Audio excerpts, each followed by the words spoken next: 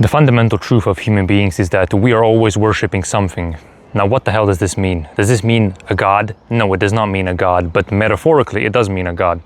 Let me elaborate. So, that which is making you act in a manner that you act functions as your god. You see, money could be your god, attention could be your god, validation could be your god, transformation and adventure and an adventurous life could be your god, pleasure could be your god. Everything that is at the top of your hierarchy, internal hierarchy, so to speak, functions as your god. Every single thing, psychological god, metaphorical god, or a literal god. And you can never worship two gods simultaneously. People, you cannot worship pleasure and adventure and transformation simultaneously. You cannot do that. You can't. You can only select one, only. And the only way to select the god that you want to select, so to speak, the god to worship, the proper god to worship, is to continuously orient and reorient yourself towards the highest possible ideal. You have to set the ideal, and you have to align your perceptions, align your intentions, align your actions, align your character, everything over and over and over and over again. Because once you start worshiping comfort, for example, you start thinking about, oh, maybe I can watch a couple of YouTube videos, maybe I can do this and that, or maybe I can avoid this work, I can do it tomorrow anyway.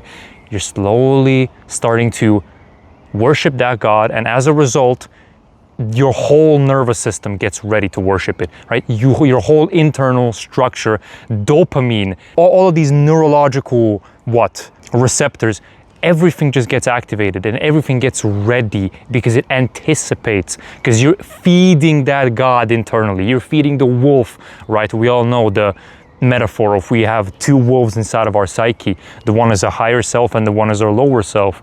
And the only way to kill either one is to starve it. The only way to kill the lower version of you is to starve it by instantiating the higher version of yourself inside of your own life. Orientation and reorientation, my people. If you can apprehend this truly, there's nothing that's going to ever stop you. Because if you worship the God of transformation, the God of adventure, the God of creation, the God of responsibility, your perceptions, your actions, your intentions, everything is going to be in alignment with that God. Every single day, ask yourself the question of, what am I worshiping right now? What am I worshiping? What am I paying the most attention to? What am I secretly desiring currently? And here's the most frightening thing of all. If you don't consciously choose the highest possible thing, unconsciously you'll pick the lowest possible thing. You'll pick your biological desires. You'll pick your habits, which are most likely destructive. You'll pick that which is easy unconsciously.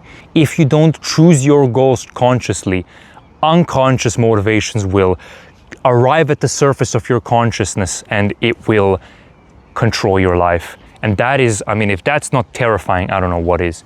You have to attempt to be the master of your own house. You can never be the master of your own house because there are so many motivations and values and everything that's just flooded. It's just flooded inside of your psyche.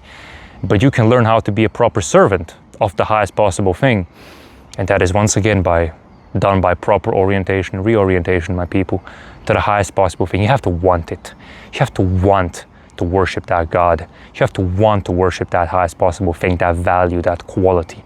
Because if you don't, once again, the unconscious drives, biological drives and habits and so on will just go up to the surface and they will lead your life, and how miserable that is. This is why it's so difficult for us to leave our past ways and to embrace the adventure of our lives, because the second we attempt to escape, the tyrannical drives and habits are just going to attack us instantaneously. But once again, orientation, reorientation, orientation, reorientation, over and over and over. This cannot be overstated. Over and over and over and over again, until you cultivate the habit of worshiping the highest possible thing. And you're never indefinitely going to worship the highest possible thing, because you're continuously going to drift. Your thoughts are going to drift, your motivations are going to drift, your intentions are going to drift, your will, your courage is going to drift. But all that matters is that you reorient yourself again and then take action. This is what Christ said on the Sermon on the Mount, by the way. First you orient to the highest possible thing, and then, but only then, focus wholeheartedly at the present moment. Like how profound that is. Aim at the highest possible thing and focus on the present moment. And if you are not worshiping the highest possible thing, orientation, reorientation. Once again, orientation, reorientation.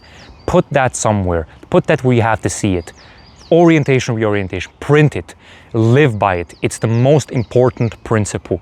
But once you truly apprehend how powerful that precept is, you'll be amazed at what results you'll be able to accumulate. Choose the highest possible thing. Do what's right. Do what's indispensable, and have a good one. Thank you. God bless.